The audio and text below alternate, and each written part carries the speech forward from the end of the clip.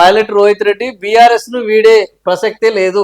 కేసీఆర్ కేటీఆర్ కు సైనికుడిగా పనిచేస్తున్న మాజీ MLA pilot Rohit Reddy social media TV channel లో నా పైన రూమర్స్ క్రియేట్ చేస్తున్నారు. ప్రజలకు ఇచ్చిన హామీల అంశాన్ని పక్కదారి పట్టించేందుకు ఇలాంటి పుకార్లు లేపుతున్నారు. ప్రజల బీఆర్ఎస్ నేతలు వాటిని నమ్మొద్దు. నేను బీఆర్ఎస్ ను వీడే ప్రసక్తి లేదని మాజీ ఎమ్మెల్యే పైలట్ రోహిత్ రెడ్డి శుక్రవారం ఒక ప్రకటనలో పాల్గొన్నారు.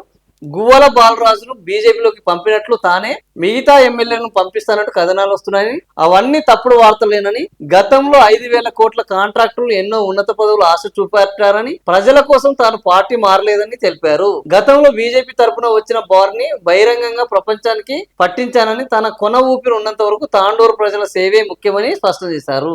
తెలంగాణను అన్ని రంగాల్లో ముందుకు తీసుకెళ్లేది బీఆర్ఎస్ పార్టీ మాత్రమే. అంటే ఇక్కడ పైలట్ రోహిత్ రెడ్డి ఒక విషయాన్ని చాలా లౌక్యంగా చెప్పారు. తన కొన ఊపిరి ఉన్నంత వరకు తాండూరు ప్రజల కోసం పనిచేస్తాను, కానీ తన కొన ఊపిరి ఉన్నంత వరకు బీఆర్ఎస్ పార్టీలో ఉంటానని మాత్రం చెప్పడం లేదు. తన కొన ఊపిరి ఉన్నంత వరకు నియోజకవర్గ ప్రజలకు, కానీ ఆ పార్టీ ఏ పార్టీ తరఫున పనిచేస్తాననేది ఇప్పటి వరకు. అదే విధంగా 5,000 కోట్ల రూపాయల, మనం ఇక్కడ చూడొచ్చు, 1,000 కోట్ల రూపాయల కాంట్రాక్టులు ఉన్నత పదవులు ఆశ చూపెట్టారు. అంటే వాళ్ళు ఈ ఎమ్మెల్యేల ప్రలోభానికి పాల్పడ్డారు అని బీజేపీ వాళ్ళు ఈడ ఎవరు పైలట్ రోహిత్ రెడ్డి స్పష్టం చేయడం జరిగింది. మరి ఎమ్మెల్యేల ఈ కొనుగోలుకు ప్రలోభాలను పెట్టడానికి పాల్పడ్డారని బీజేపీ గురించి చెప్పిన పైలట్ రోహిత్ రెడ్డి బీజేపీలకు వెళ్తారా?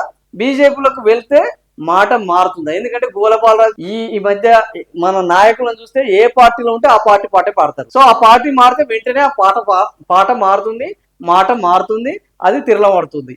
సో మరి పైలట్ రోహిత్ రెడ్డి భవితవ్యం ఏంటి? బీఆర్ఎస్ లోనే ఇప్పుడు ఉన్నారు ఆయన ప్రస్తుతానికైతే, కానీ మౌనంగా ఉన్నారు. ఓడిపోయిన నేపథ్యంలో బీఆర్ఎస్ పార్టీ కూడా అలాగే ఉన్నది. బీఆర్ఎస్ పార్టీ కార్యక్రమాల్లో కూడా ఇటీవల ఎక్కడ కనిపించిన దాఖలాలు లేవు. మరి బీఆర్ఎస్ పార్టీలో యాక్టివ్ గా ఎందుకు ఉండడం లేదు అనే దాని మీదనే ఈ సందేహాలు వస్తున్నాయి. బీఆర్ఎస్ పార్టీలో యాక్టివ్ గా ఉంటారా, ఇలాగే మౌనంగా ఉంటారా, లేదా ఇలాంటి ప్రచారాలకు అవకాశం కల్పిస్తారా? దానికి పైలట్ రోహిత్ రెడ్డి సమాధానం చెప్పాలి. అప్పటి వరకు మాత్రం ఇలాంటి పుకార్లు చక్కర్లు కొడుతూనే ఉంటాయి.